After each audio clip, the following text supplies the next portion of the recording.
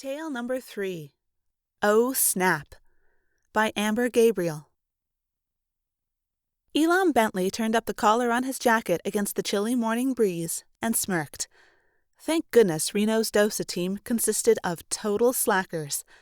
Even his mediocre public defender had successfully uncovered the flaws in their paperwork, or lack thereof. Now he was back on the streets after wasting only a few months of his life in a holding cell. He took a deep breath and stretched, enjoying his freedom. Finally rid of that blasted disruptor cuff, Elam briefly accessed his full powers and really stretched.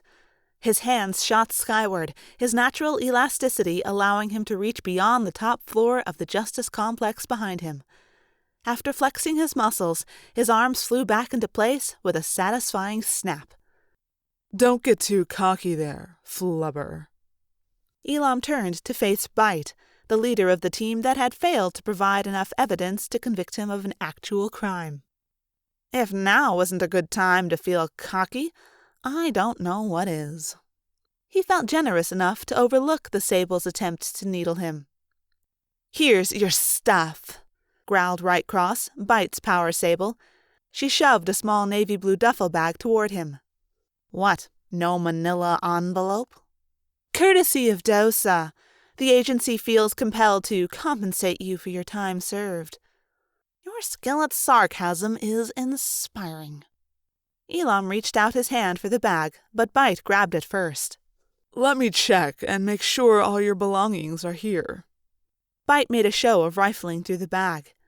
"One ludicrous costume, $3 and change. Oh, what have we here?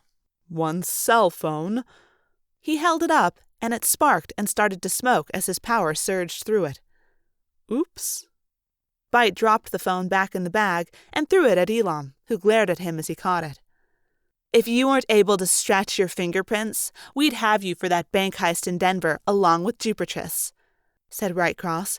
"It's only a matter of time until you make a mistake, and then—" She smacked her hand with her fist. "It doesn't matter how many mistakes I make as long as you two keep making them." Right Cross took a step toward him, but Bite put a hand on her shoulder to hold her back. "Your name and photo are all over the internet now. We know you're the rubber bandit, and we'll be watching," Bite growled. His once salt and pepper hair now looked almost as silver as his jacket, as if the scrutiny his team had undergone in the aftermath of the siphon case had aged him. "Since it isn't illegal to obtain genetic enhancement overseas and return to the U.S., and that's the only thing you can prove I did after the judge threw out the assault charges, I'm going to bounce back from this little setback just fine. Peace out!" Elam left the pair sputtering on the sidewalk and strutted down the street with a spring in his step. Despite Bite's bluster, DOSA hadn't learned everything about him. Unable to activate his powers while in custody, it had been easy to hide the complete spectrum of his abilities. All he had to do was steer clear of Fade, and he'd be back in business in no time. No doubt Bite would be as eager to keep the news of Elam's release from Fade and Prism as he was. As he passed a building under construction, he ducked into a porta-potty. He couldn't help feeling gleeful at DOSA's failure to test him as he altered his features until his lanky frame had shrunk and narrow face had filled out. No one would recognize him now that he looked heavy-set and middle-aged. He'd opted to wear the suit his lawyer had gotten him for court, rather than his flashy eraser-pink jumpsuit, but his abilities enabled him to stretch anything he touched like silly putty, so his clothes still fit. He stuffed his jacket into the little duffel bag and stretched the whole thing until it was thin enough to wrap around his leg like a bandage. On the way out, he grabbed a sweatshirt one of the workers had discarded to complete his disguise. Making his way to the bus stop at the next corner, he blended in with the crowd. With only a few dollars in his pocket, he needed to lift enough money to get back to his lair. He climbed into the bus and stood next to a girl with a drawstring backpack. At the tip of his finger, a tiny hand formed. It snaked into the girl's bag, connected to him by a thin thread, and felt around until he found a wallet. Extending his natural elasticity into the bills so they wouldn't rustle, he retracted his extra hand and slid the money into his own pocket. Elam repeated this at every stop until he had accumulated quite a wad. He never lifted an entire wallet. That was too dangerous. Cash was easy to launder, but credit cards and cybercrime were not his area of expertise. It would be too easy to get caught with something as personal as a wallet. When the bus pulled up to the Greyhound station, he hopped off, intending to purchase a ticket. However, a busy bank on the corner distracted him. The opportunity to score more fast cash was just too tempting. Instead of a ticket, he bought a souvenir T-shirt from a nearby rack and ducked into the station's restroom to change again. This time he lengthened his sandy brown hair, curled it, and gave his figure a feminine shape. He frowned at his dress shoes and extended the heels. A glance at the mirror assured him he was passable. Even if those DOSA dummies lurked nearby, they'd never spot him. A whistle reached his ears as he walked back through the station. He kept walking, but his eyes darted around. Some dude on a bench leered at him. "Come on over, sweetheart. My bus doesn't leave for an hour." Seriously? Was this guy catcalling him? He really should keep walking. His feet veered aside almost of their own will and stopped in front of the rude stranger. The man reeked of alcohol. Elam bent forward until his hair curtained the sides of his face, shielding him from any nearby cameras. "Whistle at me again, and I'll erase your face." He smoothed his skin into a death mask that covered his eyeballs. The man screamed and scrabbled to the end of the bench. "Get away from me!"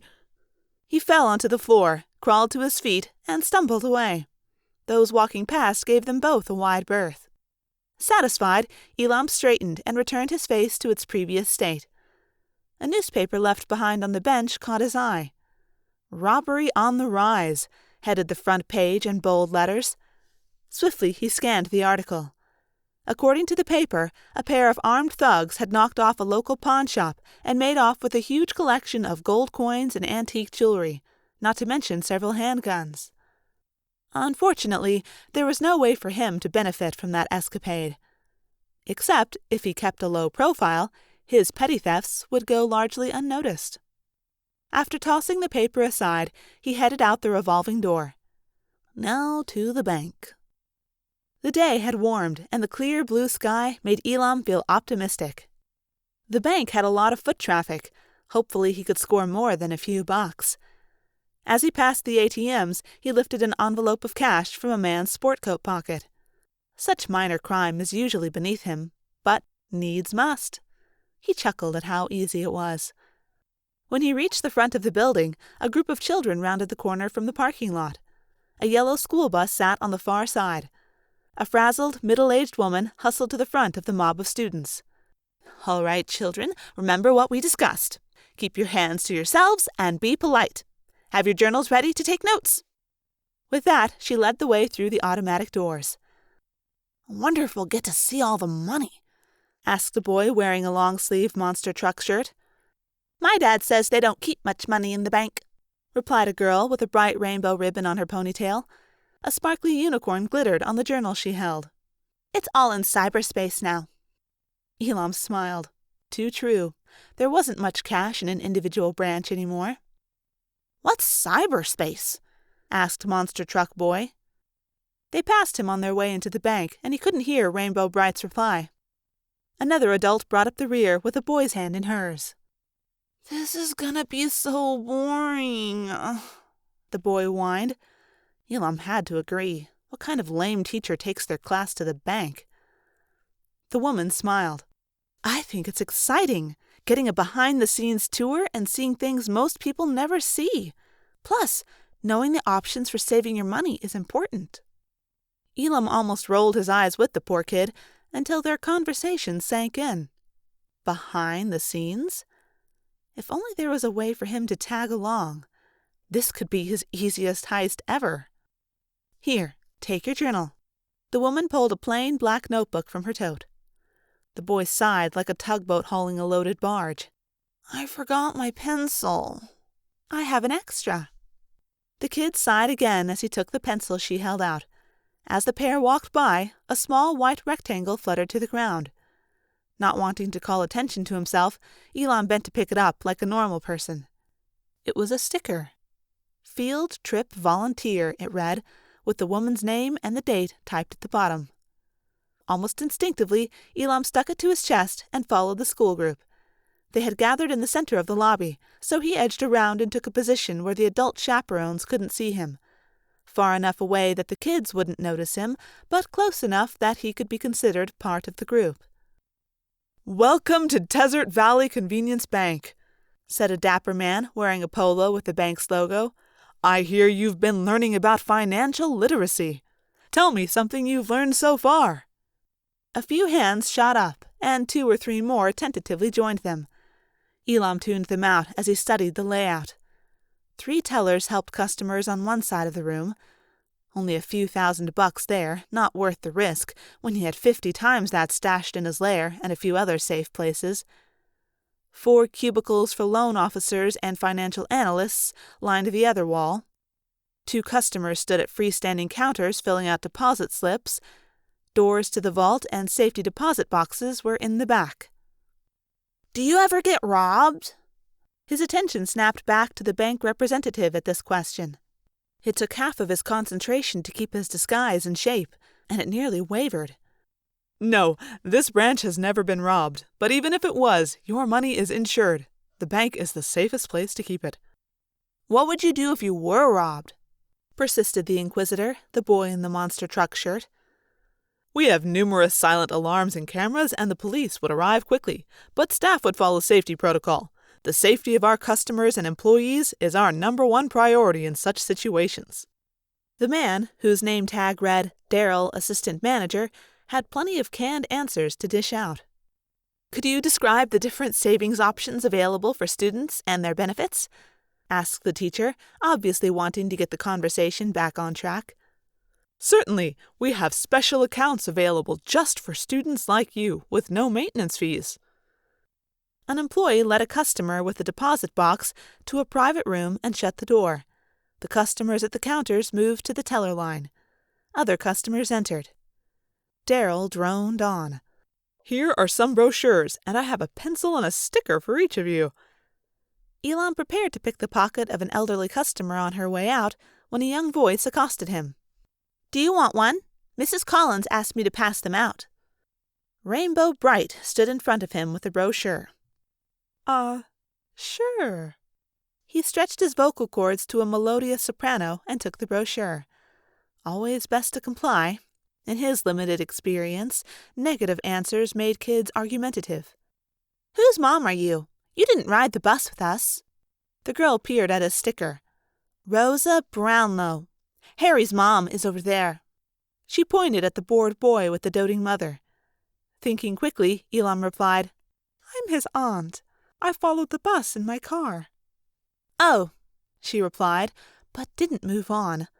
She opened her mouth as if to ask another question. Curse this kid. He knew the type, a rule-following suck-up who would harp on an inconsistency like a dog barking at a squirrel. "That boy over there doesn't have a brochure," he said, motioning toward a student with only a journal in his hand. The girl sprang dutifully into action as expected, and Elam sidled off in the opposite direction. "Now, if you will follow me," announced Daryl, "I will give you a tour." The manager walked toward the back of the bank and unlocked the gate to the vault. Elam loitered at the entrance, wanting to avoid attention from the adults in the group. From the gate, he could see a large safe stood open, and a smaller safe sat on a shelf inside. The manager spent several minutes explaining the locking mechanism of the vault door and spinning the wheel on the safe. "Ooh, that's cool! How much money is in there?" The students crowded closer, asking multiple questions. "Most of the money in this safe is in small denominations and coins. During business hours, we keep it open so we can access it easily. It only adds up to a few $1,000s. Our larger bills get deposited in this safe, which needs 2 keys to open it, a bank manager and an armored car driver."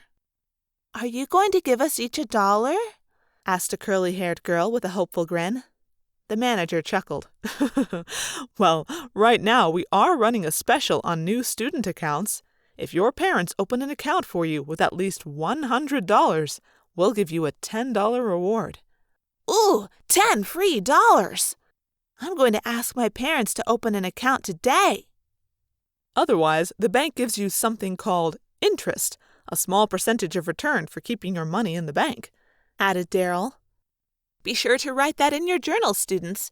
Interest is one of our vocabulary words," chirped Mrs. Collins. The children groaned collectively. "How do you spell that?" Daryl wrote it on a nearby whiteboard. Elam took the opportunity to scan the contents of the safe over the sea of heads crowded into the little room. The bills were all bundled, marked, and would be of little use. He'd get more money from the customers in less traceable bills. "Miss?" A hand tapped Elam's arm. "What?" He stared down at the curly-haired girl. "Where's the bathroom?" she asked. He jerked his thumb over his shoulder. He'd noticed it on his way in. "Back toward the front." "Thanks." Curly Girl frowned and poked his arm again. "You feel weird. Why are you so squishy?" "Geez, kid.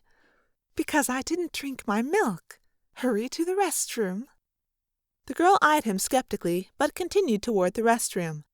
Holding himself in another form had the side effect of softening his bones to the touch, but he didn't usually have people running around poking him. "Now let's take a look at another service the bank offers, safety deposit boxes." Elam backed up to a nearby counter as the children trooped out of the vault to another secure room. Another employee exited the room with a customer as they arrived. "Next, I'll show you to a private room, Mr. Sykes, so you can place your belongings into your new deposit box." "And there are no cameras there, right?" The man hugged a shoebox against his middle. Though well-built and muscular, he appeared strained by the weight. "That is correct. No one will know what you put in the box except you. This way." The employee unlocked the door to one of the private rooms and set the deposit box she carried on the table in the center. The man entered the room, adjusting his hold on the box as he did so, and the clerk closed the door after him. Something shiny glinted on the carpet in front of the door. Before Elam could pick it up, a small hand with grubby fingernails grabbed it. "What's that?" Rainbow Bright asked the boy who picked it up. "A golden dollar." He held it up, the kind you get from a snack machine. "You can't keep it, Artie. You have to turn it in." "I can so keep it. You're not the boss of me, Olivia. Finders keepers." "That guy with the box dropped it. I saw it," insisted the girl. "It's not yours." Elam stepped forward, intuition pricking. It did not look like an American dollar. "She's right, Artie. We have to turn it in.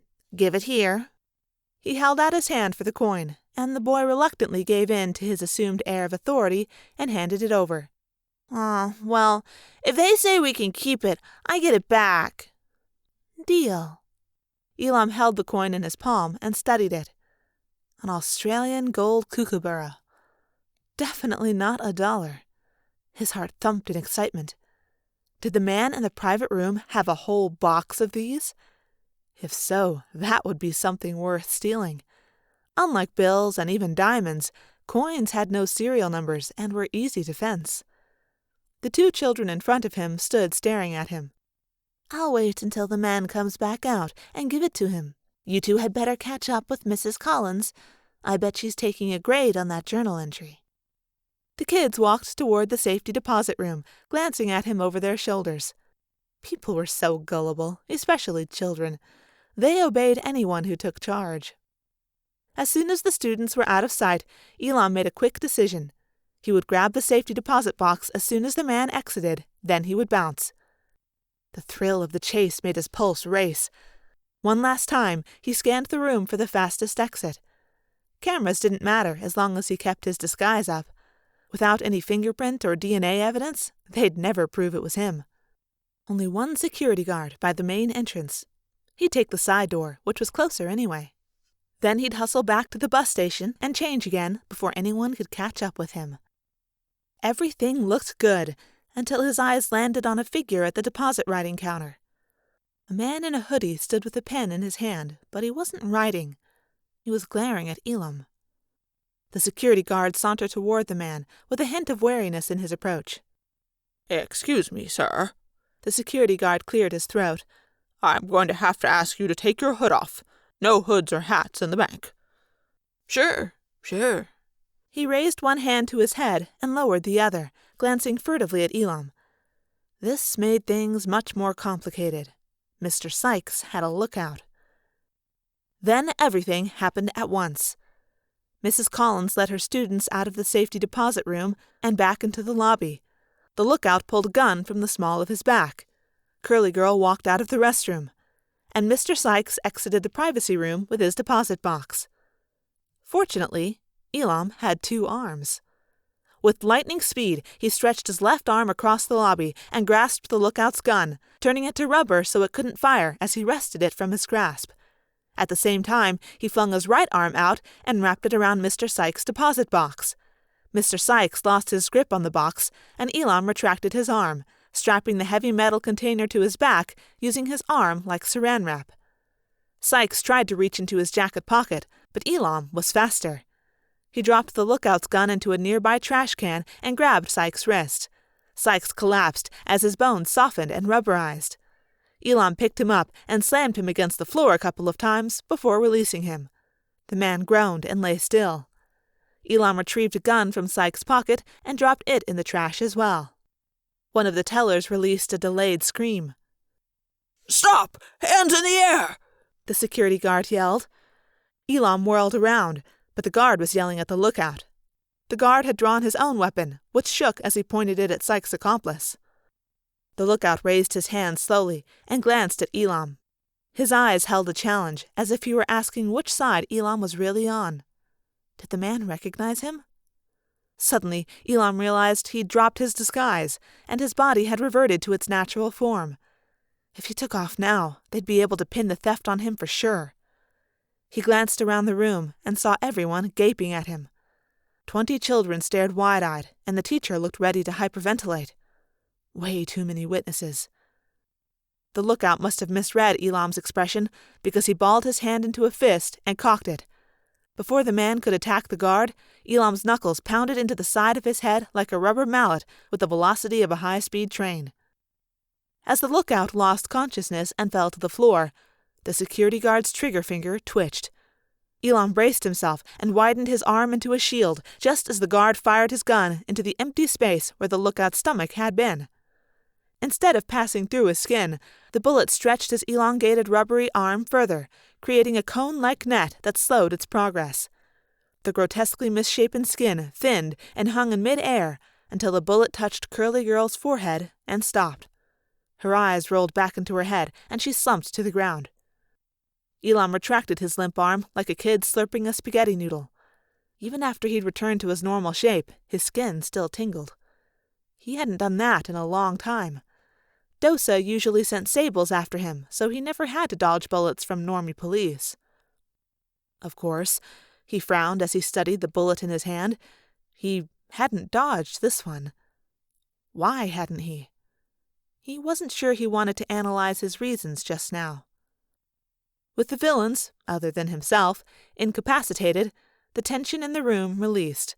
Sirens wailed in the distance, and a few of the children joined in. Others whooped. Then everyone seemed to move and talk or cry at the same time. Wow, that was awesome! This is the best field trip ever! I want my mom! Phones whipped out of pockets, if they weren't out already, and a steady stream of videos, calls, and texts filled the airwaves. Even several of the kids had phones. Class, sit down over here. Stay by me. I need to count you, Mrs. Collins called frantically. A bank employee knelt by Curly Girl and slapped her wrists. 2 other girls rushed over to her, crying, despite the teacher's directions to stay put. Curly Girl would be okay, Elam told himself. She'd only fainted. He'd caught the bullet. Just turning it to rubber wouldn't have been enough. It could have caused some serious damage at that velocity. Part of him wanted to run as the sirens grew louder, but he didn't have to run this time. It was a weird feeling. The security guard handcuffed the lookout. Then he walked over to Elam and put a trembling hand on his shoulder. "Thanks, man.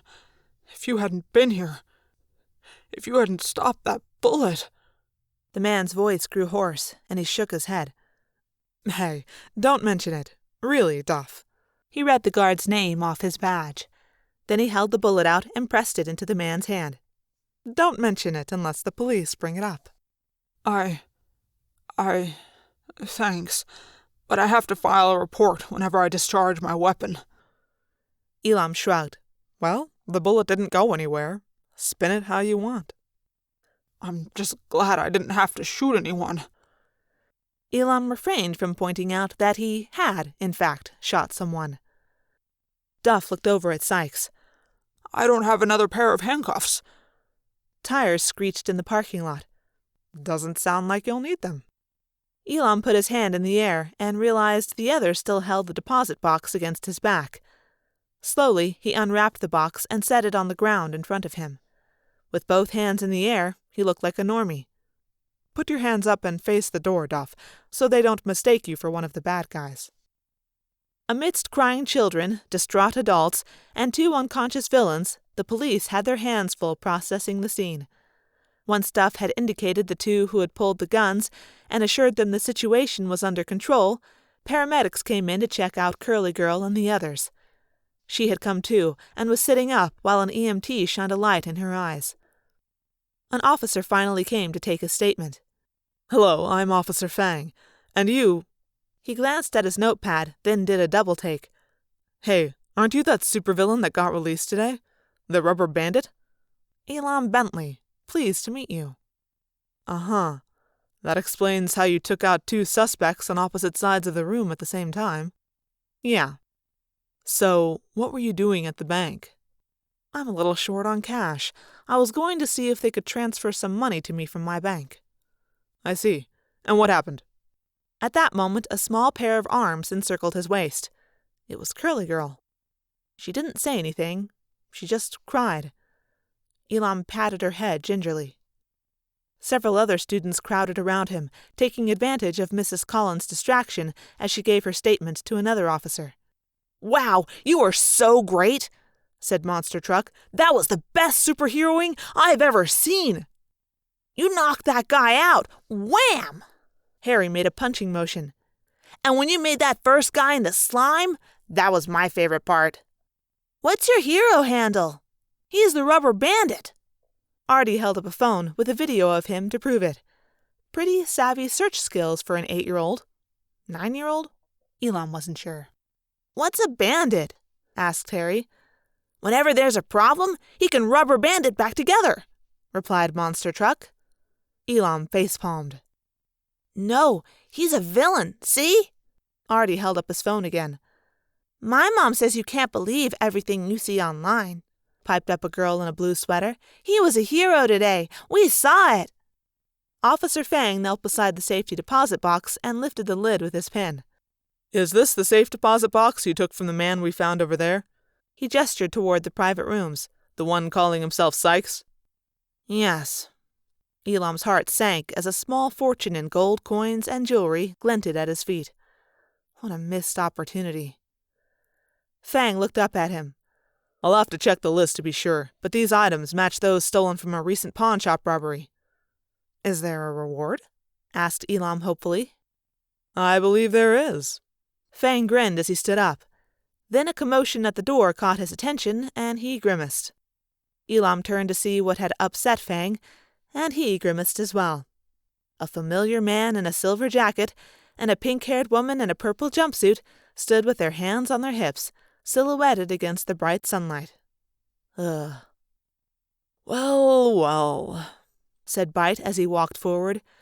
You couldn't even make it a day without committing a crime. Are you going to come quietly? Officer Fang stepped between them. Mr. Bentley has committed no crime. He aided in the apprehension of 2 wanted criminals. We have the situation under control. No one called DOSA in. We were in the area. Bite smiled dazzlingly. When there's a supervillain involved, we show up. They must have been listening to the police scanners, just waiting for anything related to him to pop up. Or somebody posted a video of him to TikTok. What do you mean he hasn't committed a crime? Asked Rightcross with a scowl. Elam felt immense gratitude that all he had in his pockets were a handful of untraceable bills. He could always claim he panhandled for them. He saved me! Curly Girl found her voice but didn't let go of him. He saved my life! Duff confirmed the other's statements. He's the one who disarmed the thieves. They'd have got the drop on me otherwise. Bite focused on the girl hugging Elam's waist and seemed to take in the scene for the first time. What are all these kids doing here? We were on a field trip, said Harry, as if it should be obvious. Everything they've said is true, said his mom, the real Rosa Brownlow, walking up to the group. Elam surreptitiously removed the volunteer sticker. You saved the day. Rosa flashed him a smile before turning to Officer Fang. I've given my statement, but I'll wait until all the kids have been picked up to leave. Thank you, said Fang, his relief obvious. Come on, kids. Mr. Darrell says we can use the employee break room to watch a movie while we wait for your parents to get here. Elam's mini fan club filed away. Curly Girl turned to wave at him 3 separate times before she disappeared behind a door. His stomach twisted weirdly. Bite stood with his arms akimbo, looking confused. Rightcross crossed her arms and glared at him. Sorry, guys. I guess you can't arrest me today. With a growl, Bite brushed past Fang and poked Elam in the chest. Maybe not today, but we will catch you. Tomorrow or the next day or the next, you will flub up, and we will be waiting. Elam bared his teeth. Bite me. He'd been waiting months to say that. Rightcross stepped in as Bite's face turned scarlet. Come on, Bite. We have to do this one by the book. She tugged on his arm. Let's go. Once they were gone, Officer Fang's shoulders relaxed. I hate that guy, he muttered under his breath. He held out his notebook to Elam. Write down your name, address, and phone number, and we'll contact you about the reward. Elam shook his head. Bite's powers fried my phone, and I don't even know where I'll be staying tonight. Fang scribbled a few notes and tore off a sheet of paper. Here's the address of a cheap motel, and the second one is a great bar I know that's looking for a bouncer. Elam almost laughed, but he was strangely touched. Thank you. Officer Fang nodded and walked away. Elam stuffed the paper in his pocket. His stomach growled. Maybe he'd go get something to eat while he decided what to do next. He turned to walk out of the bank, but Rainbow Bright, Olivia, blocked his path. You're not Harry's aunt. Oh, snap. Glad you figured that one out, smarty pants. Olivia leaned forward with a raised eyebrow and a hint of a pout. You lied. Elam debated whether to ignore her or hear her out. He didn't want her to point out his impersonation of a school volunteer to anyone. I didn't want to draw attention to myself. Hopefully she'd be content with that excuse. Why aren't you in the back with the rest of the kids? Because my dad is almost here to pick me up. Olivia held up a bedazzled phone with a text thread on the screen. That officer over there, she pointed to a policewoman who had stopped to talk with Fang, is escorting me. All right, see ya. He started to walk away. Wait! She caught up to him again, her voice lowered to a whisper. I think you were going to rob the bank, but you changed your mind. What do you want, kid? Elam hissed. Her face lit up with a smile brighter than her hair bow. I just wanted to say, I'm glad you did the right thing. With that, she skipped back toward her escort. Elam stared after her. To him, right and wrong were flexible. The right thing was whatever benefited him in the moment. However, for this one moment, it felt good to have so many people stand up for him and approve of his actions. Maybe he would stick around for a while. Maybe.